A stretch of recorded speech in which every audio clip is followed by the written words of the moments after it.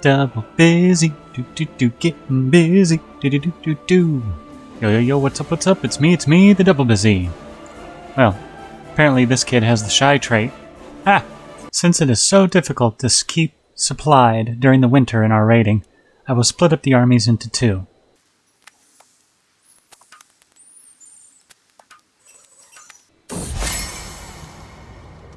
To make my spy master Euphemia more susceptible to my attempts at approaching her, I can include a compliment in my next missive to her court. I will be sure to mention her forgiving nature. It has been a source of joy for her. Excellent.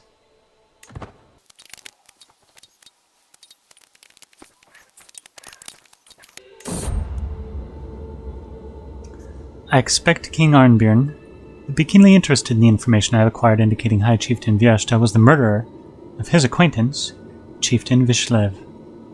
Perhaps he would even be interested enough to offer me something substantial in exchange. I could try to sell him the information for gold. His goodwill could be the only payment I need.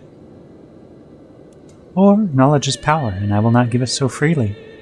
I believe knowledge is power, and it will not be given so freely.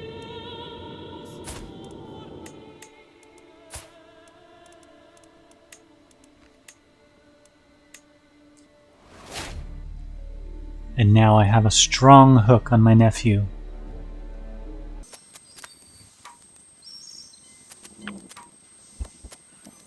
It appears that his troops are forming to take me on. Oh, they're going a different way. Stay there. Keep raiding then, and let's watch them very closely.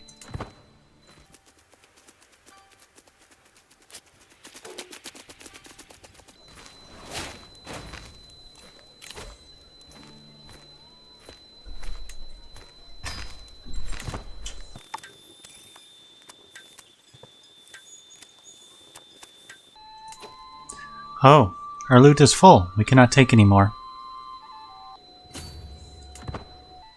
The second raiders of Yama arrive home with loot in hand. And now the first raiders arrive. It appears High Chiefess Agrafena will be the next target of my imperial affairs. Time to go raiding again, this time in the Khazarian Khanate's lands while they are infighting. They can only handle about 1,700 troops, so I'll have to leave some behind while we wait.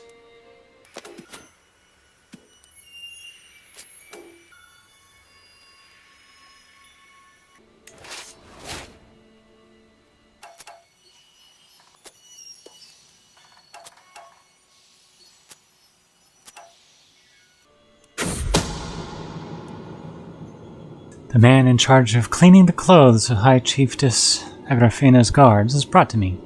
No one will notice him tampering with their clothes, and if something distracted for the guards could be planted. What would you have for me, my lord? I want you to grind rose hips really fine.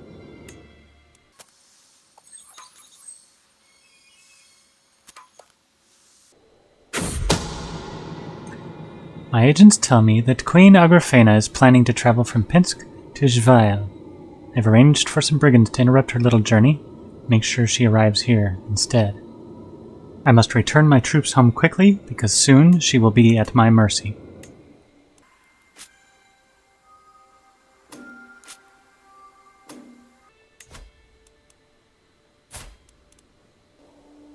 Oh my! She has become queen of the Magyar Confederation? Oh, now this is interesting. My armies are raised. Oh, the timing might not work out right.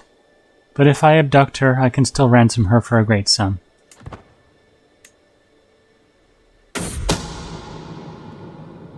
Success. I hope she likes her new quarters. Well, in that case, then we can keep raiding. Well, Queen Agrafena, what would you like to offer me? As of this moment, Queen Agrafena says that she can only offer me 45 ducats. Clearly not enough for a lady of her stature. She can sit in house arrest until she's gathered more valuable loot. As one final act In my poor health, I want to abduct my uncle to be able to subjugate him in Bjarmaland. But I just don't have enough in me to last 8 more years. My eating has led to severe health problems. I don't think I'm going to make it that long. My paranoia has turned from schemes and plotting to paranoia about the end of my life. Instead, I shall mastermind one last plot against High Chieftain Yellowsea. I will invite Ringathus, who, with a bribe, will join the scheme. My body weakens for every day that passes, and my girth weighs heavy on me, both bodily and mentally.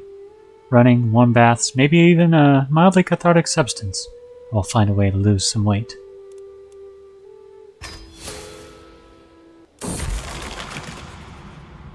Recently, ruling has seemed such hard work. It's like no subject of Novgorod can wipe their arse without my express instruction. I've planned a small getaway to a famous tavern, where I'll be trying exotic foreign cuisine, when a servant comes rushing up to me babbling about some new trivial catastrophe. I'll think about it returning early over lunch.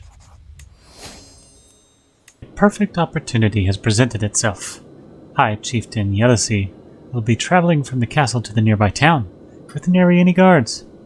He must think himself safe. This will be the perfect time to strike.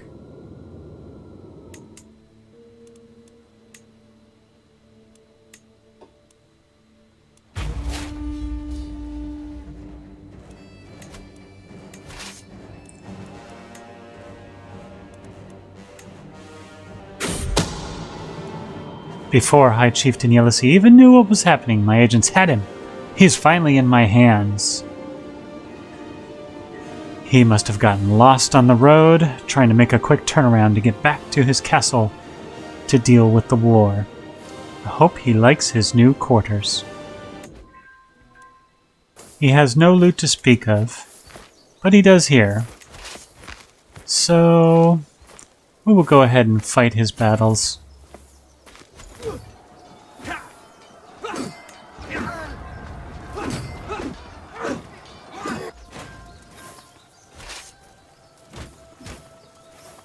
Perhaps we can capture some of his family and ransom them as well.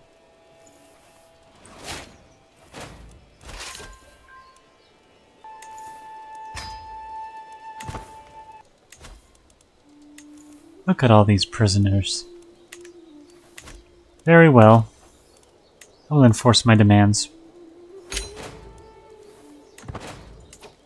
And now Toropets and Gniezdovo belong to me. Now that I have those 2 new counties in addition to Mozhaysk, I can usurp the High Chiefdom of Smolensk. Since Vyashta has all of the counties in the High Chieftain of Vloida, there should be no reason why he can't give me the Chiefdom of Mozhaysk, but I will have to use my hook against him. I have too many counties in my domain, and Ragnar is expected to inherit Toropets, Mozhaysk, and Gniezdovo. He is already, at 7 years of age, smarter and a more capable ruler than many of my vassals. So, I want to marry him and then give him those lands. Do I marry him to the daughter of Queen Agrafena, who is in my prisons, and gain a powerful ally, forcing that marriage upon her? Or do I marry him to the daughter of King Kazhe, who happens to be his primary heir? It would be a shame if something had to happen to the king so early in his life, for then Ragnar's children would become owners of Estonia. At this particular time, King Kazhe won't accept, so I'll have to find a means to make him accept.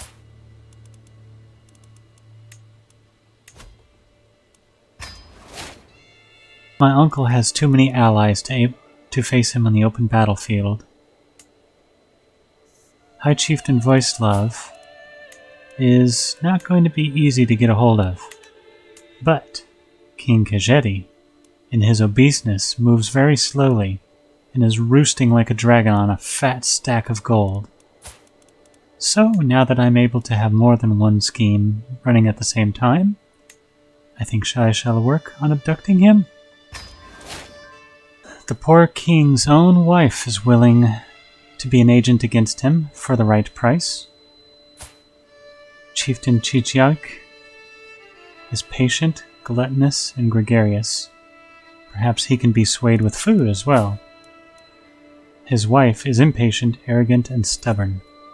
I don't feel like dealing with somebody like that. Well, I've had enough of Queen Agrafena's whimpering and bellowing while she's on house arrest. I hear too much about her complaining, and she hasn't bothered to collect enough gold to pay her ransom. I've been having a hard time losing weight recently. I think it's time for a snack. King or peasant, high or low, it does not matter. In the end, we are all mortals. I was reminded of this as I woke coughing in the early morning hours, a dull ache pounding through my head and throat. You seem to be under the weather, my lord. I know a fair number of suitable remedies.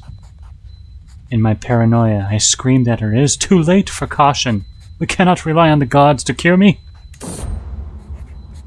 Could not believe my eyes when Yokoshka pulled a severed hand from her satchel.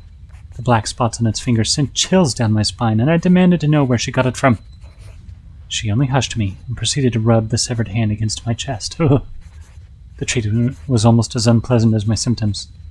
Yet, it seems to have been effective. Oh, while I am not fully cured, I feel much better. I feel I will live to see another day. Double busy, getting busy, do.